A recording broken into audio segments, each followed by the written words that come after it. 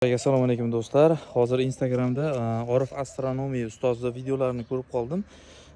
Videoda aytayaptilarki, 16-17 iyul kunlari Makka shahrining, ya'ni Ka'bani ustida quyosh tik turadi, ya'ni 90 gradusga turadi deyishyapti. Hozir Toshkent vaqti bilan 10:26 da deyishdi. Men ozgina videoni kech ko'rganligim uchun ozgina vaqtni o'tkazib qo'ydim, lekin bugun 16-iyul, ertaga 17-iyul kuni Xudo xolasa mana shuni kuzatib ko'ringlar. Men hozir shuni sinovdan o'tkazib ko'rdim. Xuddi ustoz aytganlaridek to'g'ri turibdi. Mana hozir quyoshda turishi bu, bizning uyimizdan tepada turishi va qo'limda mana приложение bor.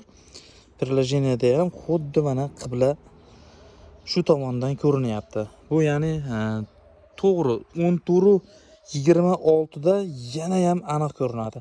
Shuning uchun ertaga 17-iyul kuni qiziquvchilar bo'lsa, albatta buni sinovdan o'tkazinglar. Mana qiblani ko'rsatib turuvchi приложение, ya'ni Ka'bani ustida mana quyosh xuddi shu tomonda bir xil ko'rinib turibdi. Videoga like bosib, obuna bo'lishni unutib qo'ymanglar. Ertaga 17-iyul kuni ushbu hodisani kuzatinglar va yaqinlarga jo'natib qo'yinglar.